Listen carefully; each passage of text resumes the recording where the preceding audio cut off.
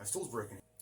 Anyway, welcome back to the channel, and in this video I'm going to be finally doing the Commodore Repair Series Part 2, which, from the title of the video, you can probably see that there's a lot going on in this video. So I want to start off with the big one, which was a technical issue that I had with this getting this video out. So, to start with, as soon as I got done with Part 1, I started RetroBriting all the pieces for the Commodore machines, including the Commodore 64 here, that VIC-20 and the other VIC-20, which everything turned out okay for the most part. I even RetroBrited this, the casing for the 1541 disk drive here, and even though the camera's not fully picking it up, it is a little bit, well, actually looks yellow now because of that light bulb I'm using, but it did get a lot lighter. So did the Commodore 64. There's still some brown right here on the front of the disk drive, and the other one's still a tan color. It's not quite to where it should be yet, but that's fine. I'd never RetroBrited before, so I didn't know what to expect. I had used a weaker solution. I used the submersion method that I've seen David Murray, the 8-bit guy, use, and a lot of other guys use, and it turned out great for the most part until I got to Commodore 64. And hopefully the camera picks it up. Yeah. Look at all that marbling, swirly goodness. So I have no idea what caused this, because it's the only piece that did this. And even though it's RetroBrited, maybe the camera will pick it up a little bit. Both these got RetroBrited in the same solution, same dilution, same container, practically the same weekend, because I did this on a Saturday, this on a Sunday. I've kind of come to the conclusion, I think this one was pieced together over the years. The bottom shell from one, the keyboard of another, the top shell of another, the motherboard from one. Because there's a lot of things about it that didn't quite match up with it being a single unit production. It had been repaired at some point in the past, which also has me worried if the SID chip even works. I know it has some sound, but I don't know if it sounds correct. So I do have a game that does use the floppy drive, and I'm going to show the floppy drive working here in a second. So that was a RetroBrite issue. It's just, I'm not quite sure what did it, because it's kind of splotching all over the place, and in person it's a lot worse than it looks. So I kind of think what happened was either there was some sort of chemical I didn't get fully cleaned off, because I did use just glass cleaner and paper towels to scrub this. I don't know if maybe there was a chemical at some point sprayed on this in the 80s, like some sort of I used to have a can of it when I was detailing cars.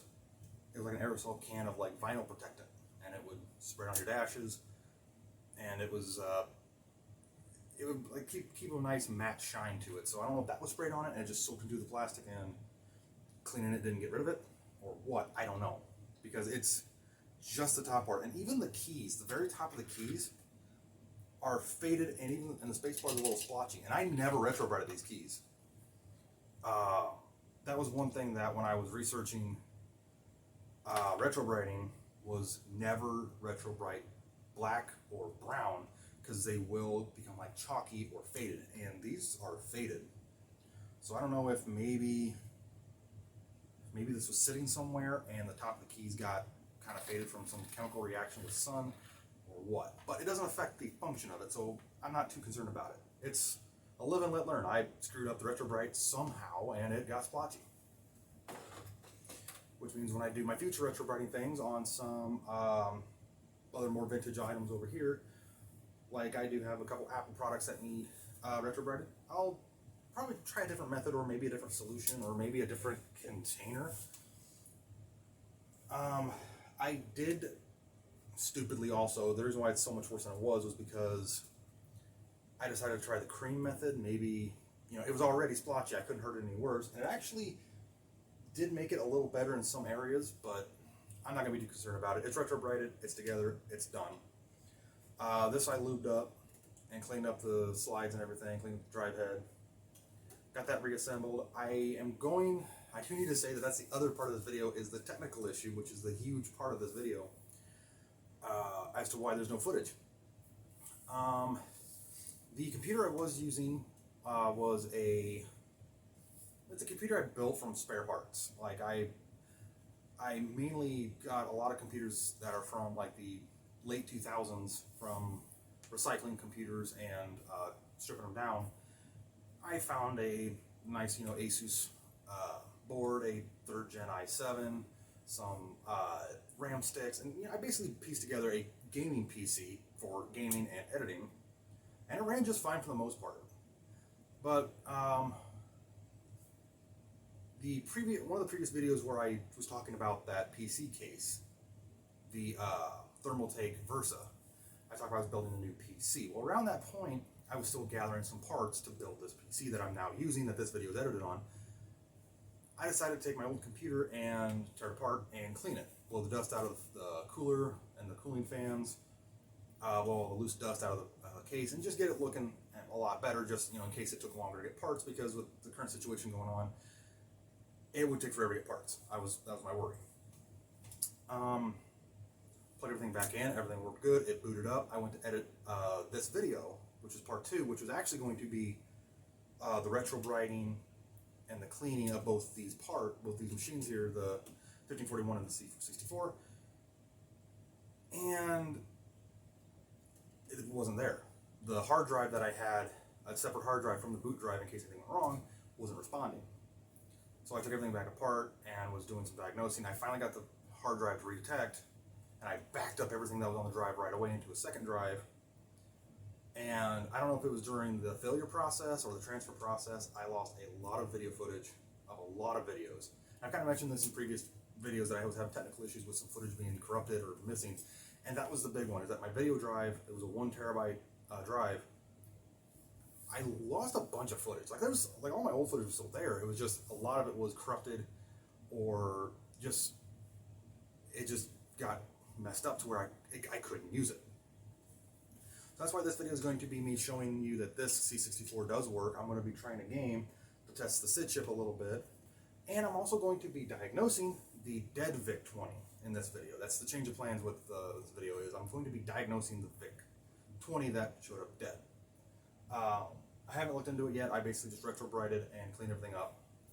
So I'm going to get that diagnosed after I show this thing working. And then part 3 is going to be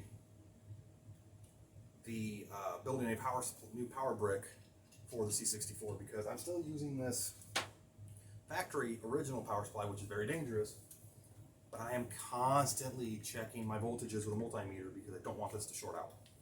So let's get this thing fired up and show it working. Okay, and here we are. That's powered up.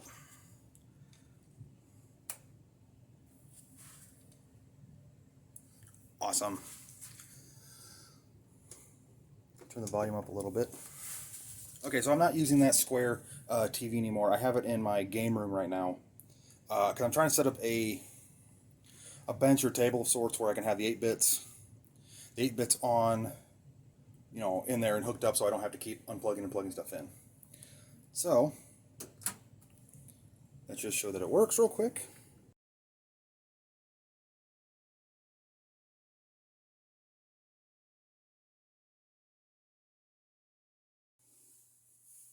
That works.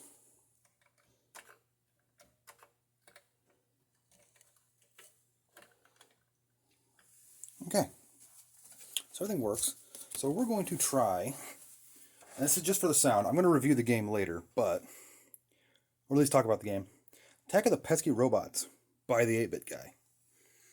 And the reason why I'm using this computer, or the C64 and the 1541, is because I don't have a RAM expander, which I'll talk about in that video.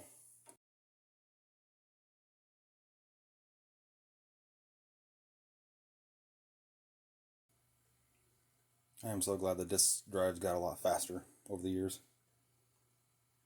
Of course, to be fair, this is regarded as one of the slowest drives of, I think, any of the 8-bits. I think that even includes the PET.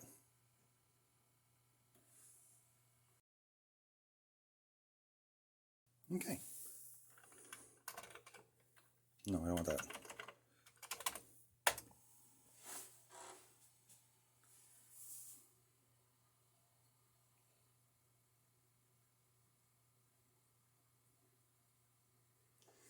And I'm not going to be playing the game. I just want to, because I know this has music and stuff, so I want to just see if the SID chip's going to work. Because I also don't have a SD to IEC to just copy files from an SD card and then have it emulate a disk drive. I don't have one of those yet. That's on my list of things to get for my Commodores here, which would make it a lot easier to run like diagnostic programs. But for right now, this will work just fine.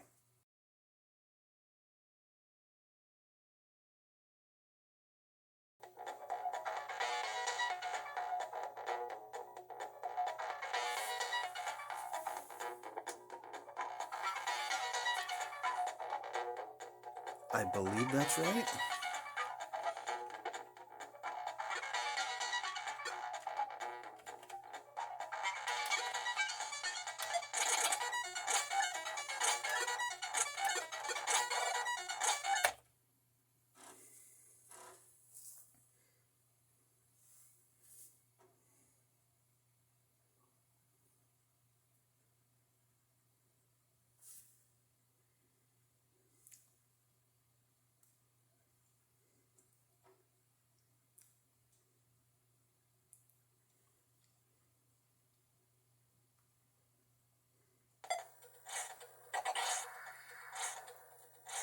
Okay, so the Commodore 64 works just fine. So does the 1541, which is really good because now I have a working drive, a working Commodore 64, which has got me really excited and happy. Because now I can play a lot of C64 games that I never got a chance to, which is going to be fun. So yeah, the 64 works. The SID chip sounds like it's working. I do want to see if I can find a test program or something that I can get on a floppy at some point to fully test it out. But for right now, both of them work, the drive and the computer. That's more than I wanted. Because I was kind of thinking the 1541 wasn't going to work. Because I think in the video footage that was lost, it wouldn't read floppies. So I kind of thought that it was dead, but after it got cleaned up, it clearly works. So let's get to diagnosing that other VIC-20 and see what that is.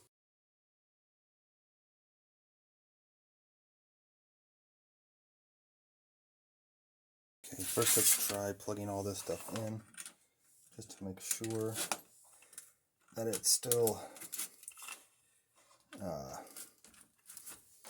doesn't work.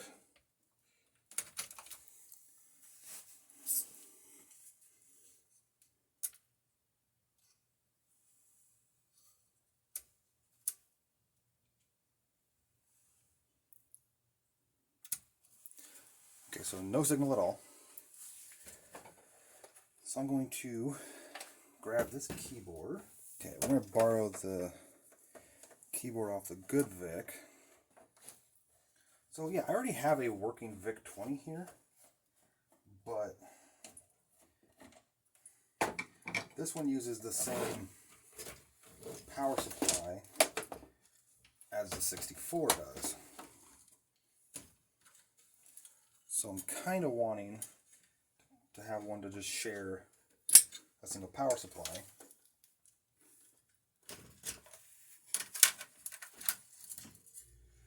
And not have to worry about swapping power supplies all the time, should I decide to do that. Oops. I swear, if I didn't have stuff in the way all the time.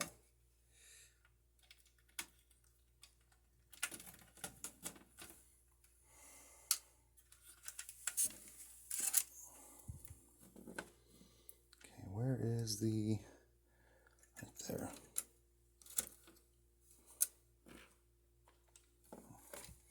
Okay, so it is, power light is on. Okay, so we have nothing on screen at all. So let me try and figure out powers and grounds here.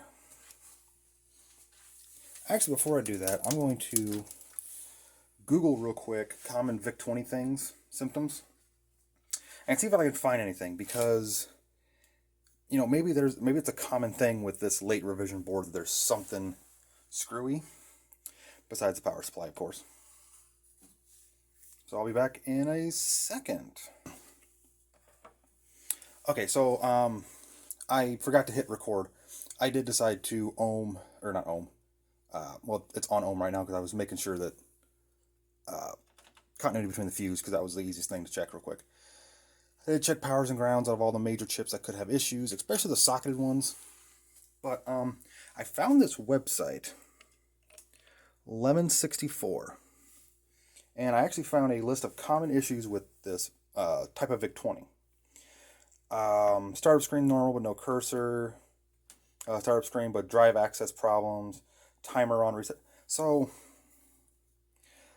symptom UB7.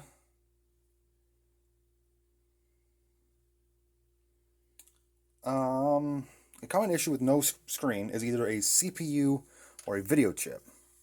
And I'm kind of reading off of a forum thing here that says white or black blank screen, garbled or no video. Screen may be full of garbage characters if the screen works, or no characters at all. Blind disk commands may still work. This is partial failure. If blind disk commands do not work, it could be the CPU. If the blind commands do work, it's the video chip here. So what I'm going to do is power this thing on.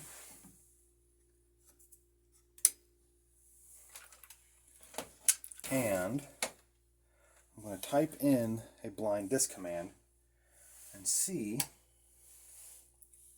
if the disk drive over here that's plugged in activates. If it does activate, then it's the CPU, and that's an easy fix. I'll just swap CPUs out of my good VIC here and see if it works. If I do get a disk command, then it's the video chip, and I'll swap them just to see if it works, but I doubt that. So D.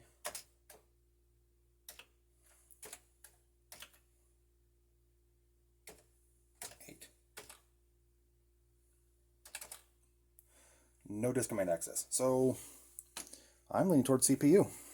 And yes, I know that it probably would be better to verify it with like a an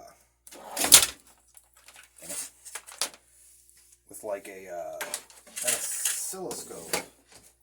But unfortunately, I have one, but I unfortunately left it at work because I'm I'm forgetful like that. So we're going to just pop out the CPU right here, the venerable and iconic 6502, focus, 6502B from 852 of 82. So this is a very late CPU. But what's really strange is the one in my good VIC is labeled 34th week of 82. So it's a mid-year one, but it's still a 6502B. So it should work in this. Nope.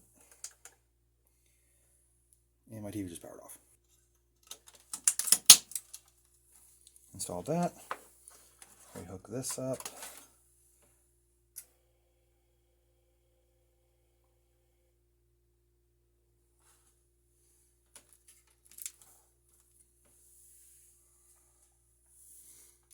Okay. Now let's re-plug in this keyboard. So this time when I powered it up, the disk drive just kicked on. So that gives me good hope.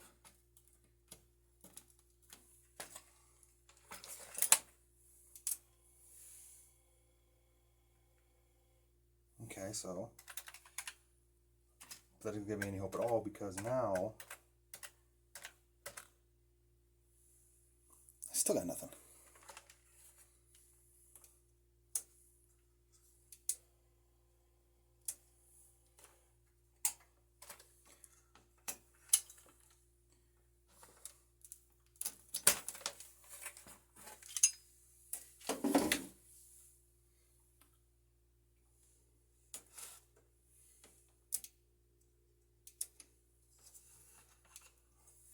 Okay, so now I'm going to put the old CPU back in.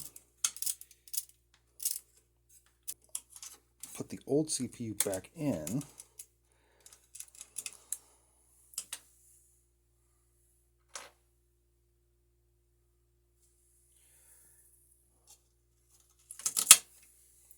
And we're going to swap VIC chips now, because I'm kind of curious.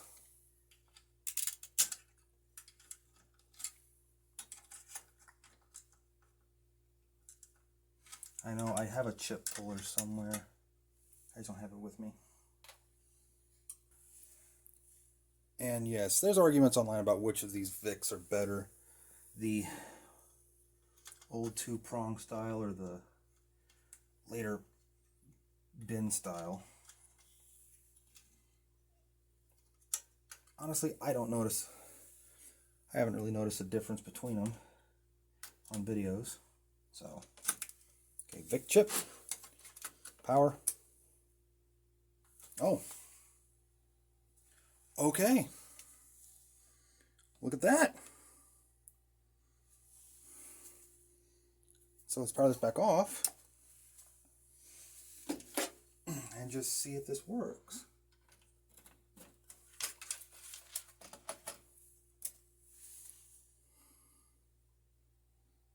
Okay.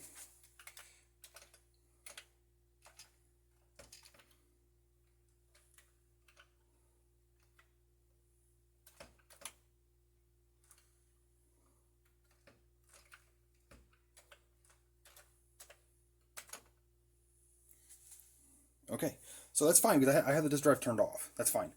So this is working. Cool. Okay, just to verify, I'm going to put the old VIC chip back in, just in case it was like a, maybe there's like corrosion or something on the legs here, and when I pop chips and swap them, it knocks something loose. We'll just see.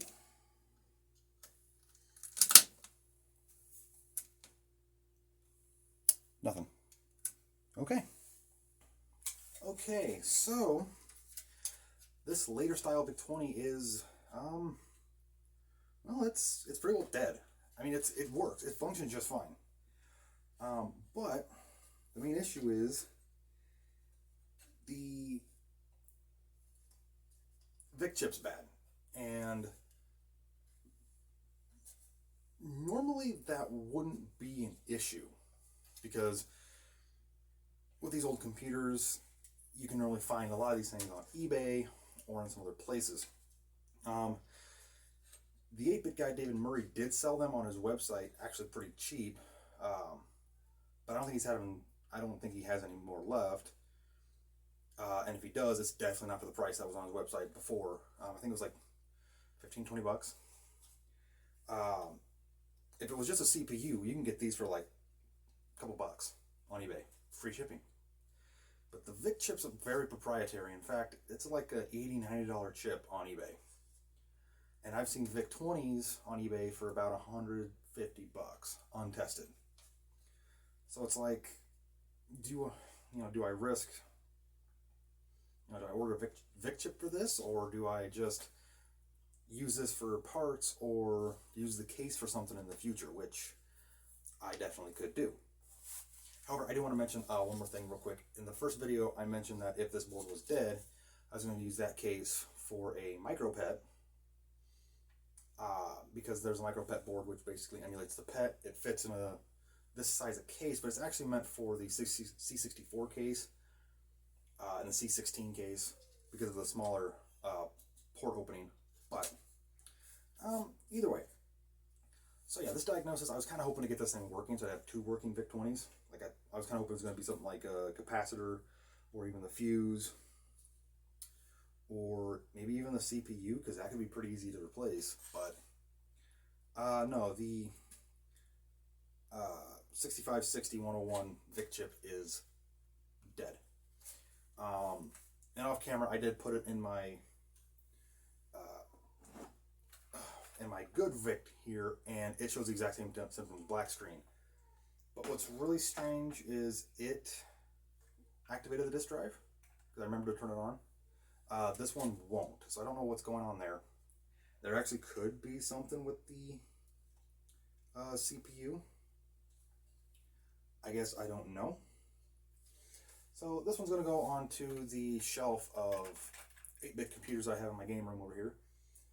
And this is going to be the one I'm going to use for playing games or reviewing stuff because it works. If somewhere in the future I can find a loose VIC chip, I'll pop it in this one, put the case back together, and put this one back in its box and have it for display.